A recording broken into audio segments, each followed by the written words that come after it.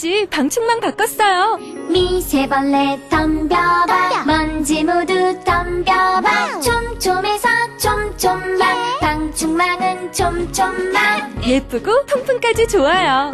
방충망은 촘촘만 주식회사 텍스토머. 텍스토머의 이동식 촘촘망 더블랙이 새로 나왔대요. 미세벌레 덤벼봐 먼지 모두 덤벼봐 촘촘해서 촘촘만 이동식 촘촘망 더 블랙. 떼었다 붙였다 청소도 간편. 이사 갈 때 떼어갈 수도 있으니까. 방충망은 촘촘만 주식회사 텍스토머. 탐라오렌지에서 여름철 감귤을 소개합니다. 황금향. 여름에 감귤이 이렇게 맛있을 수 있네. 탐라오렌지의 황금향. 지금 인터넷에서 탐라오렌지를 검색하세요. 직접 드셔도 좋고 선물용으로도 최고입니다. 전화 주문도 가능합니다. 010-2827-3917 010-2827-3917 김진애 박사님, 여자의 독서 책 읽었어요. 어떠셨어요? 한마디로 여자의 피를 끓게 하는 책? 읽으면서 뭔가 울컥하더라고요. 저도 그런 심정으로 책을 썼습니다. 저는 여자들이 좀 지레 겁을 먹지 않고 살았으면 좋겠어요. 완벽하게 홀로 서기를 바랍니다. 더 멋지게 실수하고 더 근사하게 자라면 좋겠어요. 책을 읽으면 그게 되죠? 여자의 자존감을 깨우는 책 읽기. 여자의 독서. 다산북스.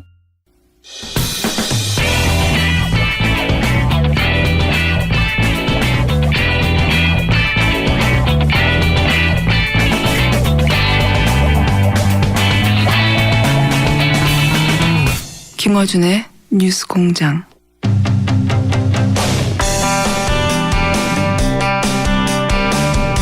가수 김광석 씨의 죽음을 둘러싼 이야기들은 오래전부터 있어 왔습니다. 이 죽음을 추적한 영화가 어제 개봉을 했습니다.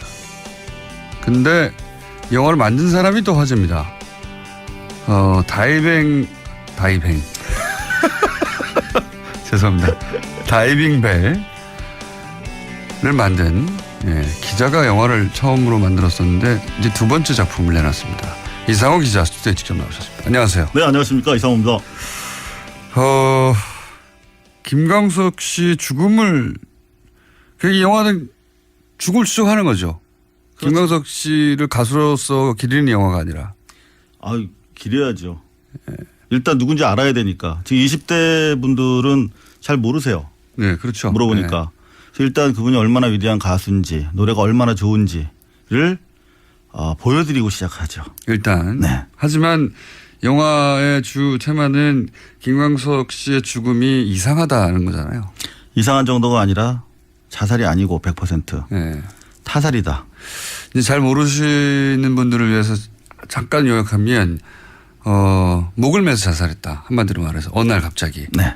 그때 당시는 어마어마한 화제였습니다. 네, 큰 화제였고, 그리고 이제 부인이 당시에 이제 자살인 이유에 대해서 언론 인터뷰를 많이 했었고, 그리고 나서 뭐 이상하다는 얘기는 그때부터 있었어요. 네. 처음부터. 하지만 그 자살이라는 게 뒤엎어지지 않고 그냥 자살로 끝났죠. 사건은. 몇 년 전이죠 벌써. 21년 됐습니다. 예. 21년 만에 그 죽음이 이상하다고 이걸 추적하게 된 첫 번째 계기가 뭡니까? 제가 물먹은 사건이에요. SBS에서 특정을 했죠. 네. 야근에. 예. 그리고 제가 혼찌엄이 나와서 이제 그때만 하더라도 이제 수습 기자였습니다. 수습 기자였지 않습니까? 근데 기억이 굉장히 남는 사건이었군요. 그럼요, 아팠죠. 네. 물 먹으면 혼나죠 그때 당시. 혼나는 정도가 아니라 육두문자가 날라오죠. 그래서 오히려 사건이 끝났음에도 불구하고 혹시 남은 게 없나 계속 따라가 봤다. 장례식 내내 장례식장에 있었어요. 네. 그리고 따라가 봤고. 네. 그러니까 지난 20여 년간 계속해서 이것은 이상한 사건이라는 게 머릿속에 떠나지 않았군요. 그렇죠. 당시에 상식적으로 접근하면 다 이상했어요. 근데 워낙 이제 그 부인께서 자살이다라고 강변을 하셨고. 자살의 동기나 뭐 여러 가지 얘기하셨죠. 네, 우울증 그리고 여자 관계 뭐 이런 것들을 제시하셨고 대서특필되면서 이제 묻혀버렸죠. 그런데 취재를 해보니까 둘 다 사실이 아니야. 그리고 오히려 반대야. 그거를 머릿속에 계속 담고 있다가 네. 이제는 이 이야기를 꼭 풀어야 되겠다 생각하시고 그 형식을 영화로 잡으신 거죠, 이제. 그러니까 MBC에 있을 때도 계속 이걸 보도를 추진했었어요. 네. 왜냐하면 주변 분들이 이제 제가 물 먹어서 열심히 만회하려고 취재하는 기자 네. 이걸 아시고 주변 분들이 제보를 계속 해주셨어요. 수년 동안. 그래서 이제 뭐 카메라 출동 뭐 사실은 2580 이런 프로에서 보도를 추진했는데 100% 이건 뭐 소송이 들어오는 사건이니까 보도를 못했죠. 근데 이제 회사 잘리고 나서 네. 이제는 뭐 소송을 당해도 회사가 아니라 내가 당하는 거니까. 뭐 제가 뒤집어 쓰면 되니까. 네. 알겠습니다. 자, 그러면 이것은 이상호 기자의 주장이라는 걸 전제로 하고, 네. TBS는 상관이 없습니다. 네. 근데 이거 주장은 아니고요. 네. 100% 팩트로. 네. 이건 팩트만. 당연히 네, 팩트만 추려서. 근데 영화를 만들었죠. 보실 분들을 위해서 스포일러를 빼고 그러면 팩트로 기반해서 이 영화가 주장하는 김광석 씨 죽음의 의문점 네. 몇 가지만 얘기해 주세요. 뭐 스포일러가 되겠는데요. 네, 이 밖에도 많은 뭐 증거들이 영화 속에 전편에 심어 있기 때문에 몇 네. 가지만 주요한 걸 말씀드리면 기본적으로 여자 관계 때문에 사망했다, 자살했다라고 첫 하는데 번째 나왔던 네. 이야기니까. 그 그게. 주장. 네. 네. 근데 알고 보니까 반대더라고요. 아, 네. 그렇군요. 예. 그리고 그건 자세히 얘기하지 마시고 네네. 인사에 관한 얘기는 반대였다 어쨌든. 네네. 예. 그리고 우울증 약도 그거는 어떻게 네. 확인이 된 겁니까? 크로스 체크했고 본인 그 부인분 네. 네 진술도 받아냈고. 그렇군요. 네. 예. 그리고요. 그리고 우울증 약도 부검 결과 확인되지 않았고. 우울증 약을 복용하고 있었다고 했는데 네. 실제 부검 결과 우울증 약이 나오지 않았다. 네. 그리고 가장 또 중요한 것 중에 하나인데 목에 3번 정도 목에 줄을 감아서 예. 누운 채 발견됐다라고 이제 최초 목격자인 부인께서 말씀하셨는데. 근데 그 대목에서 사람들이 다 이상하게 저도 기억이 이제 얼핏 나는데 네. 목을 맸다면 이제 목이 메어진 채 발견됐어야 되는데. 그렇죠. 발견했을 때 이미 누워 있었다.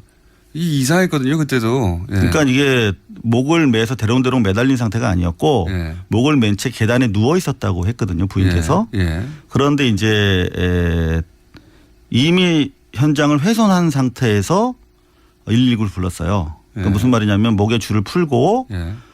자기가 한 20분 정도 CPR을 하고 예. 그래도 안 살아나니까 이제 119를 불렀다 이렇게 진술했거든요. 예. 처음 발견할 때 근데 이제 소위 목을 매단 채가 아니었다는 것부터 이제 시작하는 거죠. 그렇죠. 예. 그게 전 기억이 납니다. 예. 여하튼 3바퀴를 돌렸다고 했으면 목에 줄이 3개 남아 있어야 되거든요. 눌린 자국이. 줄에 의해서 눌린 자국 3개가 있어야 하는데. 그렇죠. 예. 근데 저희가 확인해 보니까 줄이 1개고 그나마 목 뒤쪽에는 줄이 없더라고요. 목 뒤쪽에는 흔히 남아있지 않았다. 그렇죠. 사큰이라고 하는데 예. 그렇다면 그 경우에 어떤 의미입니까? 라고 저희가 법의학자분들을 만나서 여쭤봤더니 네. 그거는 누군가 뒤에서 교살, 목을 졸랐을 때 줄이 교차되잖아요. 그렇죠. 그러면서 그 정도 간격이 뜬다라고 말씀하시더라고요.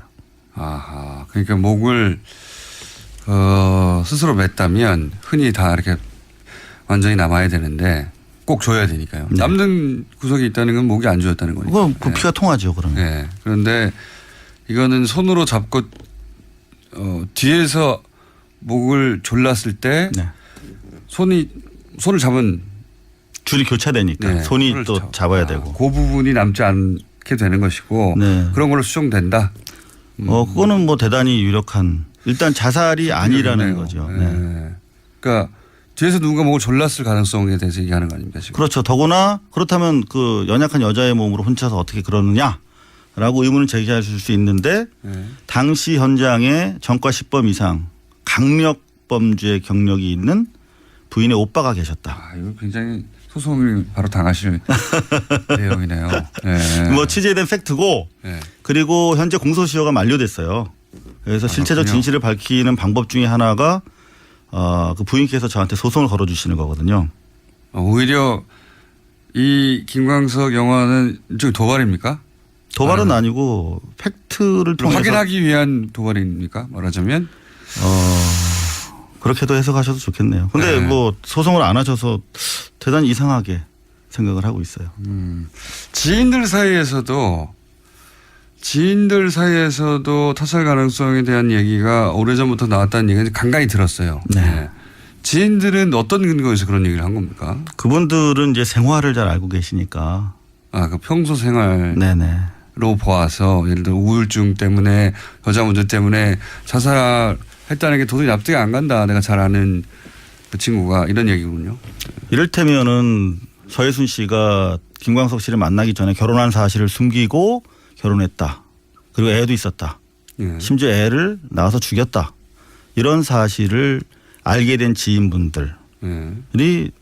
사실 그 공개적으로 얘기하기는 어렵지 않습니까? 저처럼 소송을 각오하지 않으면 그 경우에 이제 알고 계시니까 그런 이야기들이 주변에서 퍼졌는데 이제 팩트 확인 단계를 거쳐서 제가 소송을 각오하고 지금 말씀드리고 있습니다. 이런 많은 내용들이 영화에 담겨 있는데요. 네. 그러니까 이 죽음의 이상한 점을 따박따박 찾아가는 거군요. 네네.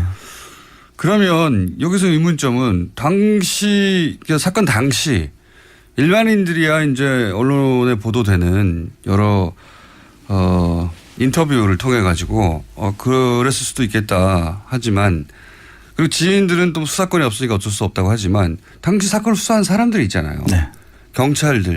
경찰은 그런 언론 플레이에 영향을 받나도 거의 뭐 안 받거나 눈앞에 있는 증거 가지고 판단할 거 아닙니까? 근데 그걸 왜 놓친 거죠? 대부분 이런 내용들은 이제 사후 몇 년, 5년, 10년을 거치면서 주변 분들이 바로 측근, 친구들 이런 분들이 시간이 지나고 나니까 좀 이상하다 해서 저한테 나중에 제보해 주신 부분들이 많아요. 그러니까 당시에는 경찰들이 인지를 못한 부분이 많았고 사건이 예를 들어서 뜬다 이런 부분 같은 경우에는 프로파일러들이 투입되면 그 당시에는 프로파일러 개념도 없었고 20년 전에는 대부분 지금도 그런 관행이 남아 있습니다만 경찰에서 수사한 내용을 국가수에서 확인해 주는 사실 국가수 부검이 뒤집힌 경우가 많아요. 그러니까 대체로 이 변사자를 대하는 공권력의 태도와 수사상의 시스템의 문제를 저는 사실은 크게는 지적하고 싶었던 문제인데 이를테면은 현장이 보존되지 않은 상황이거든요. 이 경우는 훼손됐죠. 목격자에 의해서.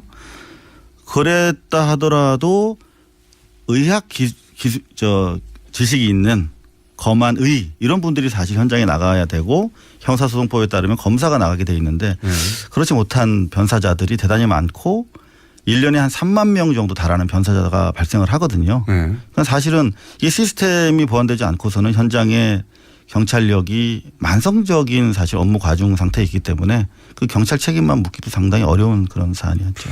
그렇다도 이 사안은 뭐 대단한 그 관심을 불러일으켰던 사건인데 경찰이 그렇게 초동수사 비롯해서 부실했다는 게 잘 이해가 안 가네요. 그래서 사실 예를 들어서 뭐 거짓말 탐지기라든가 기본적인 조사는 했을까 아닌가요? 그 당시에 부인에 대해서 혐의점을 두고 적극적으로 수사하지는 못했죠. 그 제가 뭐 수습 기자라서 취재력이 한계도 있었습니다만 그래서 나중에 2002년에 검찰에서 제가 다시 기획 취재를 하면서 검찰이랑 접촉해서 제가 인터뷰한 부인의 육성 테이프를 넘겨서 그걸로 거짓말 탐지를 돌린 적이 있어요. 아 그래요? 네. 나중에? 네. 사건 당시가 아니라? 사건 당시에는 검찰이 워낙 완강하게 수사를 안 했어요. 더구나 지휘를. 그분이 뭐 연수 가신다고 짐 싸고 있더라고요. 왜 이런 거 취재하냐고. 그래서 어쨌든 취재한 목소리를 가지고 거짓말 탐지기를 한번 집어넣어 본 적이 있다? 네. 그 결과는 어떻게 나왔습니까? 거짓말로 나왔어요. 근데 이제 직접 간 게 아니라 목소리만 가지고 했으니까 그게 정확도가. 저도 그게 가능하냐고 여쭤봤더니 그게 그 비디오 테이프였거든요. 근데 종합적으로 분석을 한답니다. 비디오 테이프로도. 표정이라든가 억양, 뭐 눈의 떨림, 깜빡거림, 뭐 그런 것들로 뭐 전문가분들이시니까요. 그런데 이건 거짓말이라고 그때 확신한다고 그러시더라고요. 확신한다고 거짓말 탐지기 경찰의 전문가가 얘기했다. 네. 지금 얘기하실 수 없는 다른 정황들도 그 안에 영화 속에 들어가 있는 거겠죠. 사실 극히 뭐 일부입니다. 읽고. 네, 다른 테이프들이 많이 있고 그리고 가슴 아픈 좀 그런 내용들이 좀 제법 그러면 있죠. 네. 김광석 씨, 그럼 누구의 죽음이든 마찬가지지만 김광석 씨 죽음의 억울한 점 혹은 진실을 밝히는 목적 하나, 그럼 분명히 이해가 되고 또 있습니까? 이 영화를 통해서 꼭 도달하고 싶은 목적이 있으니까 하셨을 거 아니에요? 기본적으로 김광석 씨의 억울함을 풀어드리고 싶었고요. 네. 요즘에도 계속 젊은 분들까지도 뭐 이미 우리 기성세대는 마찬가지지만 김광석 음악을 통해서 많이 위안을 받잖아요. 아이유 가수 아이유가 어떤 CF에서 네. 한번 그 CG를 통해 등장한 적이 있죠. 예, 김광석 씨. 그 가수입니다. 예. 그 억울함을 풀어주는 건 뭐 당연한데. 근데 이분을 네. 통해서 이제 변사자 문제까지도 같이 좀 우리 사회가 관심을 가졌으면 하는 바람이 있죠. 근데 이제 지금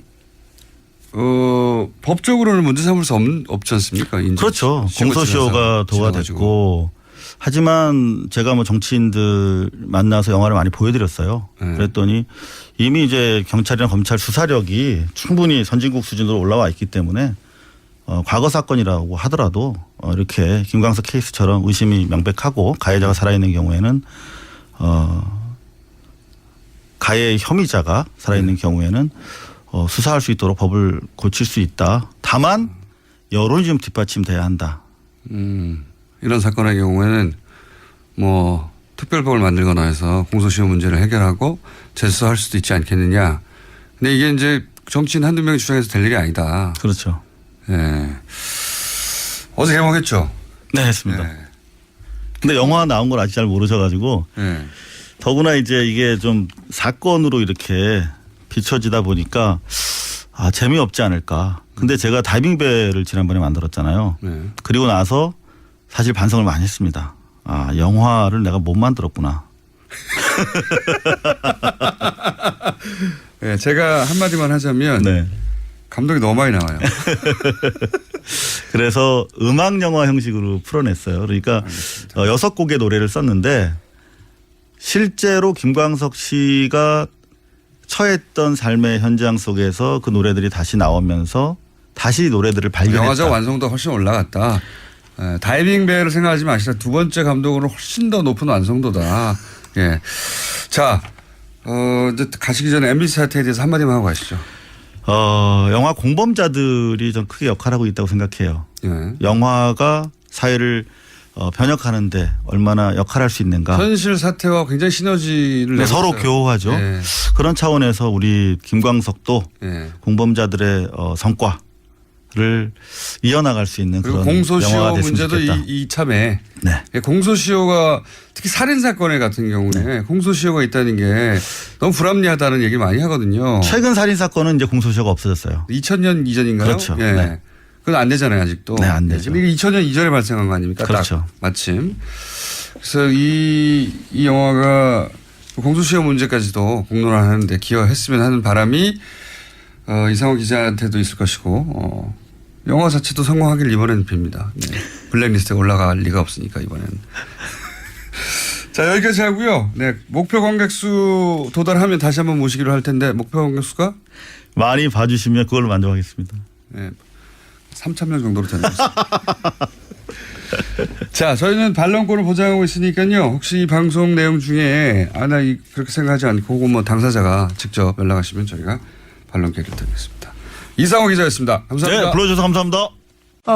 또 떨어졌어. 너 또 입사 시험 봤어? 아니, 차량용 핸드폰 거치대 말이야. 여러 개 사봤는데 실패의 연속이야. 떨어지고 시야 가리고 운전석에서도 멀고 뭐 좋은 거 없을까? 싼 것만 찾으니까 그렇지. 제대로 된 거 하나 사서 편리하게 쓰는 게 더 낫지. 그런 게 있어? 그럼 있지. 1, 2, 3 할 때 2. 힘 세다 할 때 힘. 2 힘.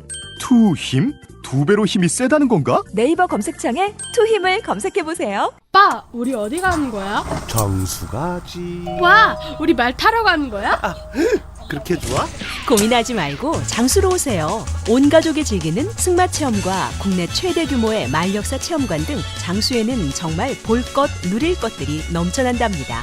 말의 심장 소리를 직접 느껴보는 장수에서의 하룬 여행. 장수는 항상 가까이 있습니다. 주말 여행은 장수로. 승마 체험 예약은 063-350-5486.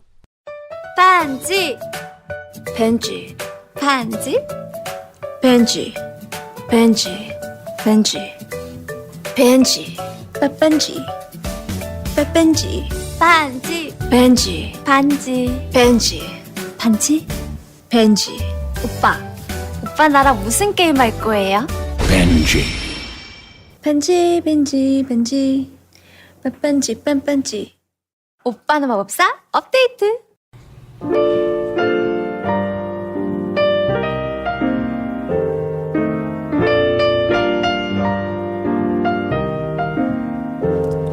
불친절한 AS. 오늘은 내부자들 문자가 많습니다.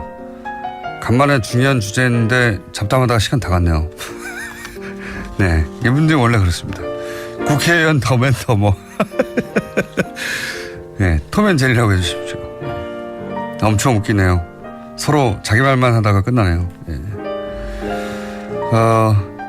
내부자들 코너의 재미는 그거죠. 네. 서로 얘기를 하는데 서로 자기 말만 하다가 끝난다는 거. 누가 멀리서 듣나. 네, 끝났는데 또 하고 있습니다. 청취자분들이 알아서. 사우디입니다. 네, 돼지고기 좋아하시면 사우디는 오지 마세요. 사우디 물리적 거리는 남미보다 가까운데 정서적 거리는 멉니다. 굉장히 사우디 하니까. 다이뱅. 네, 제가 다이빙배를 다이뱅이라고 했죠. 샌프란시스코 살고 있는데 네, 학부모 설명회 왔다가 빵 터져가지고 미국 사람들 다 쳐다보고 있습니다. 학부모 설명회를 들으셔야지 이어폰을 끼고 이걸 들으시면 어떡합니까. 네. 자, 멀리서 한 할아버지께서 양쪽에 스피커 다시고 가는데 뉴스공장에 들려와가지고 터널에서 막 울리네요. 그걸 듣고 계신 아버지가 이런 말씀을 하셨습니다. 저거 사입이 아니냐고. 재미있는 문자가 오늘 많습니다. 그리고 이 문자 소개해드리겠습니다. 문자를 잘못 보냈는데 꼭 소개해드릴게요. 황정민의 FM 대행진 19년 동안 진행한, 저도 재밌게 듣던 방송인데 족장님 마지막 생방이시다 라고 저희한테 문자를 보내셨네요. 대신 전해드립니다. 네, 황정민 씨에게 이렇게 보내왔습니다. 황족들이 오늘 족장님 마지막 생방이시다. 네. 여기까지 하겠습니다.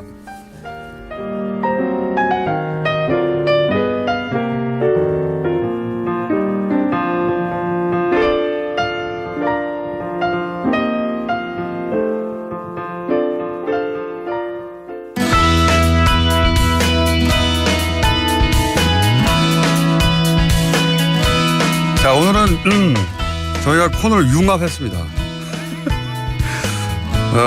리얼미터 그것마저 알려주마 코너와 김진애 의원님 코너를 어떻게 하다 보니 융합시켜버렸어요. 네. 그래서 두 번을 동시에 나는 하라는 대로 합니다. 자, 리얼미터 권수정 실장 나오셨습니다. 안녕하십니까. 네, 그리고 김진애 박사님 안녕하십니까. 안녕하세요. 네, 융합된 이유는 잠시 후에 나올 겁니다. 네. 자, 그래서 김진애 박사님이 저희가 이 리얼미터와 조사 결과 발표하는 와중에 중간중간에 들어오실 예정이시고, 그죠? 예. 그리고 본격적으로는, 그것마저 알려주냐, 주마, 정기조사 말고, 또 발음이 덜 세니까, 오늘 발음 좀 덜 세는 편인데, 읽는 게 안 되네요. 단어 읽는 게. 자, 그것마저 알려주마. 두 번째 조사 발표할 때 아마도 김진애 박사님이 본격적으로 등장하실 것 같습니다. 자, 정기조사 어떻습니까? 네, 문 대통령이 지난 2주 연속 올랐는데요. 소폭 하락했습니다. 0.5%포인트 소폭 내려서 73.4%를 기록했고요. 이게 이제 발표할 내용이 별로 안 된다고 보는데 뭐 0.5% 오르고 0.5% 내리고 뭐 그냥 가만히 있는 거예요, 사실상. 예. 표본으로서 생각하면. 오차범위 내이기 때문에 네. 거의 변동이 없다고 봐야 되겠죠. 근데 네. 이제 한 주간 이제 3일 동안 흐름을 보면 조금 봐야 될 부분들이 있습니다. 아시다시피 사흘 간격으로 탄도 미사일이 그 2번 발사가 됐죠. 네.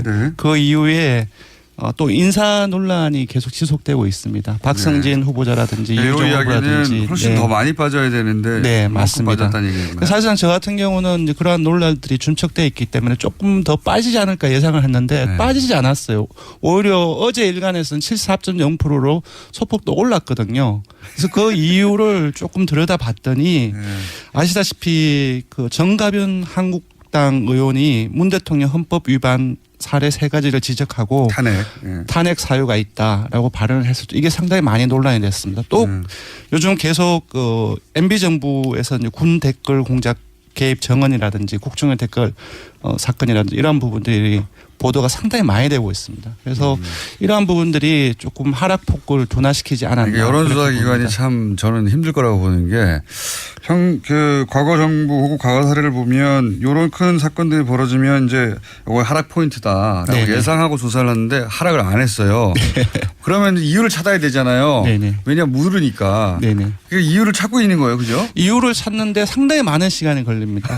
그러니까 기본적으로 생각했던 대로 움직이지 않으면 그 원인을 파악해야 되기 때문에 여기저기 게시판이라든지 댓글이라든지 다른 사람들하고 또 정치권에 얘기를 한다든지 이 과정들이 너무나 많은 시간이 걸려요. 제 생각에는 그거보다는 왜 문재인 정부의 지지율이 오랜 기간 오차 범위 내에서 안 움직이나 이렇게 분석해야 될 것 같아요. 네, 왜냐하면 오차 범위 내에 0.5% 상승했습니다. 뭐 1.2% 하락했습니다. 이게 지지율이 5%면 그것도 지난주에 핵심 지지층이 워낙 탄탄하다.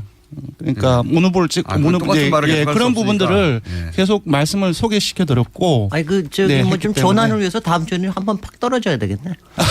아니 근데 저는 박성진 변수는 아직 별로 반영이 안 됐다고 생각을 하고요. 다음 주에는 반응이 좀 나올 거고. 그렇지도 않은 어떻게 처리가 되느냐에 따라서 좀 달라질 테고. 지지층에서도 상당하게 좀 반발이 있기 때문에. 근데 이제 저도 그럴 거라고 생각하고 여론조사를 거의 석 달 가까이 자세히 봤는데 별 변동이 없어요. 네, 조금 말씀드리면 그러니까 변동이 없는 거를 지금 계속 증명하기 위해서 이걸 하는 겁니까? 그렇지는 않고요. 그렇지 않은데 여론조사 기관은 항상 분석을 해가지고 이유를 제시해 줘야 되잖아요. 그게 이유를 매번 만들기 힘들다. 이제 박성진 그 후보자 인사 논란도 학습 효과, 참여정 학습 효과가 있기 때문에 핵심 지지층이 잘 이탈하지 않고 있습니다. 사실상. 보호해줘야 된다. 그러니까 생각 외로 다르게 움직이는 것은 한 포인트는 지금 핵심 지지층의 성격이 어떤지 그것을 좀 분석을 해볼 필요성이 있고요. 핵심 지지층 분석을 제가 한번 본 적이 있거든요.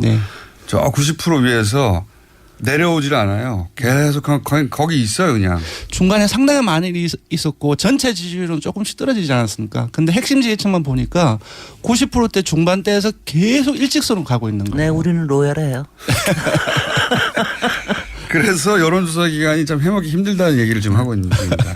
지난주에도 그 얘기를 했는데 소폭 떨어졌다, 뭐 소폭 올라갔다는 게 이게 이제 만약에 대통령 지지율 5%면은 0.5%도 큰 거예요. 그렇습니다. 근데 너무 위에서 놀고 있기 때문에 그다지 의미가 없는. 오히려 저는 안철수 대표가 이제 드디어 당선이 됐잖아요. 네. 그리고 이제 본인이 출마 이유가 지지율을 끌어올리겠다는 거예요. 맞습니다. 네. 그 결과가 궁금합니다. 조금 의아스러운데요. 이번 주에는 오히려 빠졌습니다. 지난주 6.7%가 나왔는데 국민의당이 이번 주에는 0.5%포인트 내려가지고 6.2%를 기록했고요. 그러니까 지난주 6.7%를 오를 때 컨벤션 효과, 전당대회 효과가 어느 정도 반영이 되었는데 딱 되고 나서 3일간 흐르는데 오히려 조금 빠졌습니다. 그래서 컨벤션 효과가 사실상 미약하지 않느냐라는 생각이 들고요. 빠진 것을 보면 어디서 빠졌냐면은 이게 호남이 중요하죠. 호남에서 상당폭 빠졌고 그리고 문 대통령 핵심 지지층이 사실상 30대를 중심으로 해서 40대를 포괄하고 있습니다. 또 거기에서 빠졌어요. 그래서 지금 홍준표 대표하고도 인사도 하면서 만나고 그 과정에서 문정부를 안철수 대표가 독선과 오만의 정부로 규정하고 상당히 여러 부분에서 대립각을 세우고 있지 않습니까? 그러한 부분들이 국민의당의 예상과는 달리 지지층 결집으로 이어지지는 않는 모습이 아닌가 싶습니다. 예상과는 다르게. 예상이라보단 바람과는 다르게. 자, 여기까지 알겠습니다. 나머지 정당은 별로 안 궁금한 것이 비슷해요. 더불어민주당도 뭐 0. 몇 프로 올랐다 내렸다고 자유한국당도 뭐 그래봐야 많아야 1%대. 그래도 정기조사니까 그 숫자는 알려드리도록 하죠. 네, 알겠습니다. 민주당은 소폭 올라서 52.2%이고요. 자유한국당은 지난주에 14.9%를 기록했는데 살짝 올랐습니다. 16.8%이고요. 바른정당은 소폭 내려서 6.5%인데 오차범위 내에서 3위를 계속 유지를 하고 있습니다. 마지막에 정의당은 소폭 내려서 6%대를 유지하고 있습니다. 네. 큰 변화가 없다. 정당 네, 큰 변화가 없습니다. 근데 이제 국민의당이 이제 오를 포인트였는데 오르지 못했다는 거 정도 짚고. 네. 자, 굉장히 재밌는 여론조사를 저희가 한번 했습니다. 뭐냐면 서울시장 잠재 후보군을 놓고 여론조사를 한번 돌려봤어요. 네. 본격적으로 물론 누구를 어떻게 넣느냐에 따라서 이제 크게 다를 것 같은데 왜냐하면 현재는 민주당 지지가 높고 네네. 그리고 민주당 후보군을 많이 넣을수록 민주당 후보들끼리 가까먹겠죠. 그렇습니다. 그런 면이 좀 있습니다. 자, 일단 조사 발표해 주시죠. 내용을. 네. 2강 2중 6약 구도로 나왔습니다. 민주당이 상당히 강세로 나왔고요. 그리고 민주당 지지층과 문재인 대통령 지지층의 지지를 받는 박 시장이 강세로 나타났습니다. 숫자를 전해드리면요. 박 시장이 26.3%로 1위로 나왔습니다. 그리고 오차범위를 살짝 벗어나서 이재명 성남시장이 19.5%로 2위로 나왔습니다. 그래서 오차범위를 살짝 벗어났기 때문에 지금 현재로는 이제 양강이 아닌가 싶고요. 그리고 여기서 이제 궁금한 점이 하나 있어요. 네. 김진애 박사님한테. 네. 한마디 하실 타이밍인데. 왜? 저는 이재명이 왜 들어갔는지 모르겠는데 원래 안 들어오기로 했잖아. 누가 집어넣은 거야 이거? 그렇지는 않고요. 예. 누가 오케이 한 거야? 이재명 시장이 오케이 했나요? 이재명 시장이 경기도지사도 계속 거의 굳어졌다라고 얘기했는데 공식적으로 발표는 하지 않았어요. 네. 네. 공식적으로 발표는 하지 않았지만 네. 제가 듣기로는 아직도 박원순 시장이 서울시장 3선 도전을 한다면 네. 본인은 서울시장 도전할 생각이 없다. 그러면 전제는 박원순 시장이 서울시장 도전을 하느냐잖아요. 그거를 아직 확실하게 하질 않았죠. 그런데 네. 이제 최근에 인터뷰에서 본인은 중국집에 가면 요즘 3선 짜장면 시킨다고 했거든요. 정말 박 시장께서 그러셨나요? 네. 이게 이제 다른 사람이 하면 재미없을 텐데 박원순 시장이 하니까 워낙 썰렁한 분이라. 예. 아니 그래서 12월 달쯤에 이제 확실하게 얘기를 하시겠다고 그랬는데 그래서 아마 이번에 이재명 시장도 넣어서 한 모양인데 글쎄. 저는 뺏어야 하는 게 맞다고 생각드는 게 박원순 시장이 3선 짜장만 드신다는데 그럴 경우는 이재명 시장은 자기는 다른 곳에 도전하겠다고 했으니까. 정치라는 것이 여러 가지 변동성이 있기 때문에 지금 구도가 나오지 않은 상태에서. 근데 오늘 이거 발표하면 이재명 시장이 굉장히 흥분하시겠는데. 생각이 달라질 수 그렇죠. 있겠는데. 오차범위 살짝 벗어나는 좀 그게 양강이니까. 그런데 이거는 저는 또 왜 빼고 하는 게 맞다고 생각되면 만약에 그런 뜻이 그렇다면 정치인 본인의 뜻이 그렇다면 이렇게 넣음으로 해서 다른 후보들의 지지율을 흔들거든요. 네. 그렇죠. 네, 그러니까 이제 진짜로 전망하기 힘들어지는 부분이 생기는 거죠. 네. 근데 다른 후보들을 흔들 수는 있지만 지금 이제 정당 요인이 지방선거에 상당히 많이 작용을 하는데 정당별의 전체적인 규모를 줄이거나 그렇게 하지는 않는 것 같습니다. 민주당을 보면 다 합치면 54.7%고, 민주당 한국당 계열은 19.2%, 국민의당은 10.3%, 정의당 5.9%, 바른정당 2.8% 거의 제가 봤을 때는 넣고 빼고 크게 차이가 없을 거예요. 정당 지지율의 개인 경쟁이 약간 더해지거나 맞습니다. 그 정도군요. 그래서 이재명 성남시장이 빠진다 할지라도 전체적인 그런 부분들이 박원순 시장이라든지 그렇게 가서 전체적인 파이는 그럼 일단 이렇게 해보죠. 민주당 후보군으로 집어넣은 사람들만 따로 빼서 하면 어떻습니까?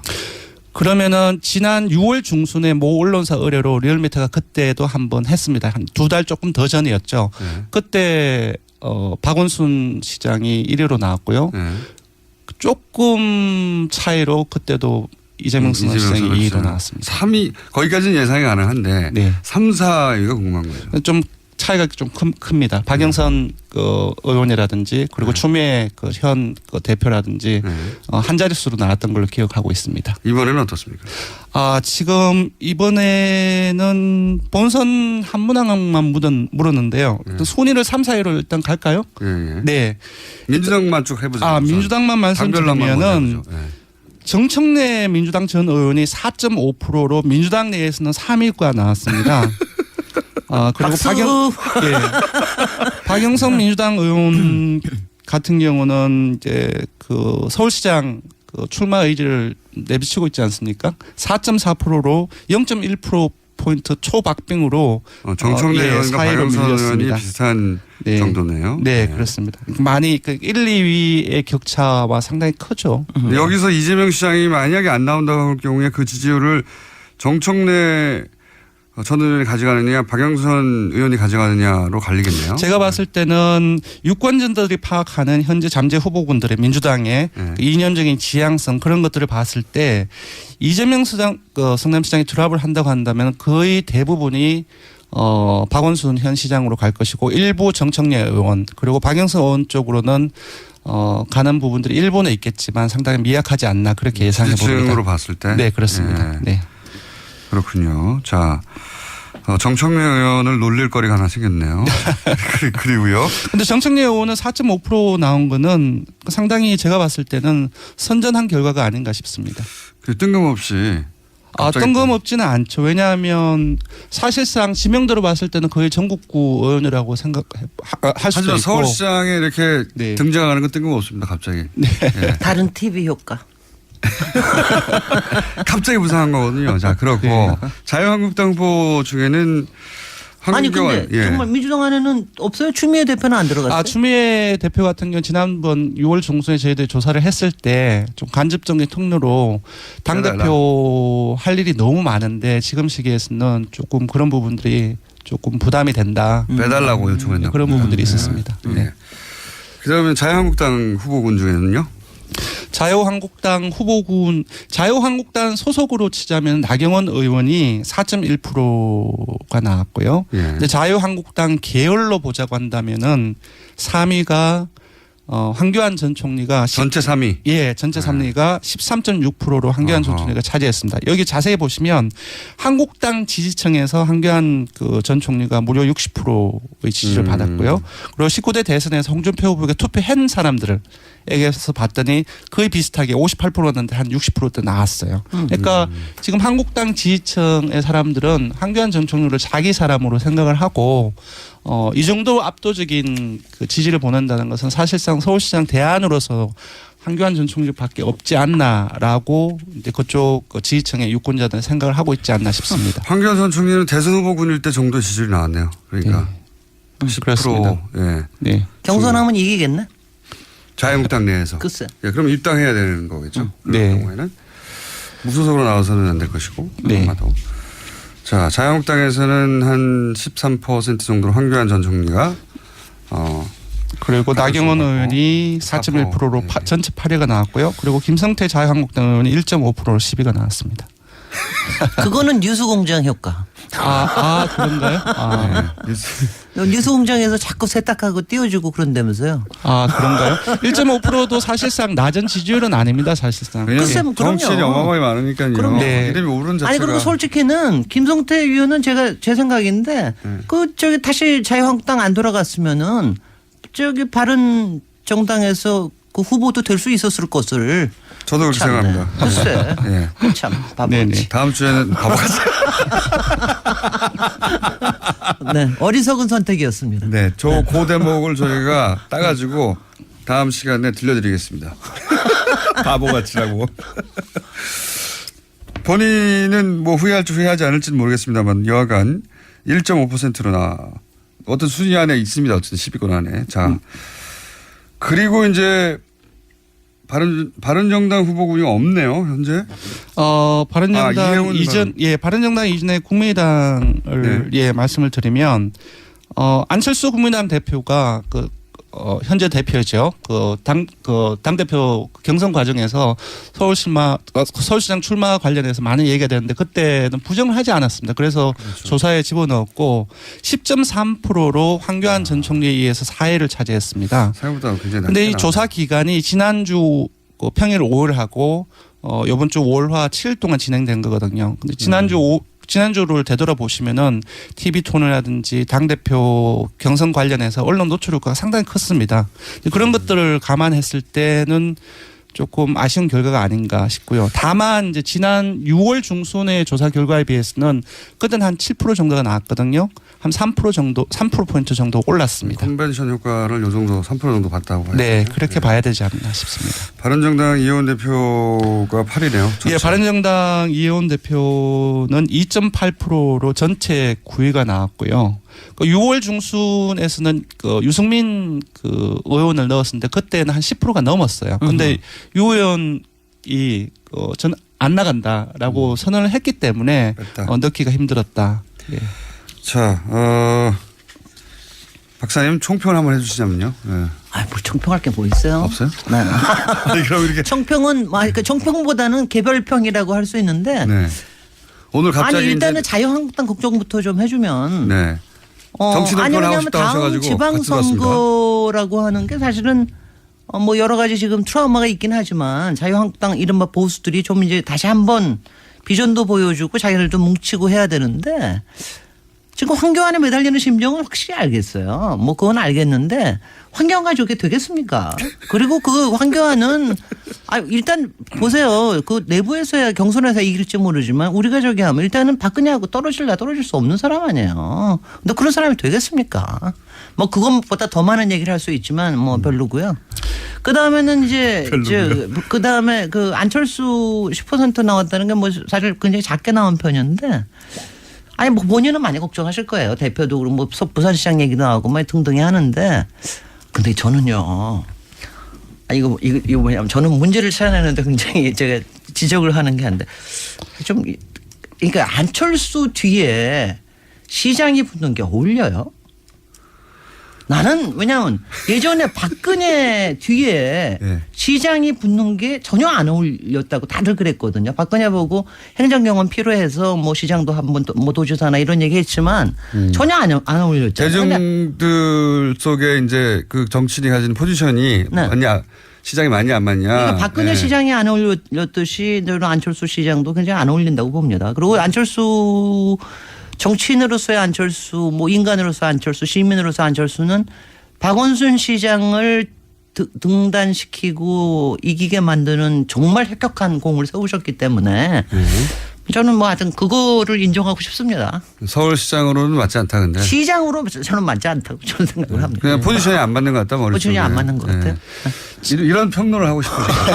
아니 내가 하고 싶어서 하는 게 아니라 더 해요. 예, 더 하셔도 됩니다. 더 할 수도 있습니다. 네, 또 나머지 예를 들어. 아니 근데 왜 지금 저기 하는 게 노회찬이 안 나와서 제가 그렇죠. 노회찬이 안 나와서 제가 이거 봐 제가 노회찬을 얘기하는 이유는요. 노회찬은 국회의원도 어울리고 노회찬 시장도 어울리고 노회찬 도지사도 어울리고 죄송합니다. 노회찬 대통령도 어울려요. 지금 정당별로 가다 보니까 조금 빠졌는데요. 노회찬 의원이 5위를 차지했습니다. 5위 전체 5위. 예, 안철수 대표 밑에인데 5.9%가 나왔어요. 네. 기억하실지 모르겠지만 민선 5기 2010년이었죠. 네. 오세훈 시장이 될 때 그때 노회찬 의원이 나왔어요. 나왔죠. 그때 3.3% 정도를 득표를 했습니다. 지금 5.9%이고 그리고 지난 직전의 대선에서 심상정 대표가 얻은 득표를 생각을 한다면은 만약에 내년에 나온다면 서울시장으로 상당한 좀 선전을 할 가능성이 높다라는 생각이 듭니다. 그때 나오시는 지난번에 여기 나오셔서 안 나오신다는 얘기 하셨죠. 본인은 지금 나올 생각이 없다고. 경남에 계시다. 그런데 저는 정말 진보 정당의 분이 광역시장이나 도지사나 정말 한번 제대로 하는 거 참 보고 싶어요. 자, 시간이 1분밖에 안 남았기 때문에 이번 뒤 시간이 없으니까 개부터 말하고 나머지 시간을 쓰도록 하죠. 빨리 해주세요. 네, 조사 개요로 말씀드리겠습니다. 대통령 정당 지지율 정례 조사는 TBS 의뢰로 전국 19세 이상 성인을 대상으로 8월 28일부터 30일 사흘 동안 전화면접 자동응답 혼용 방식으로 실시했고요.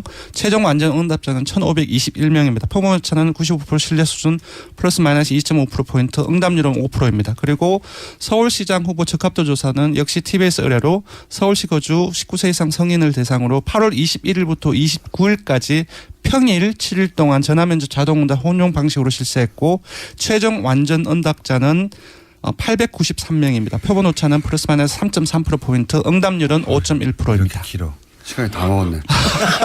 이거 녹음해서 오세요, 앞으로.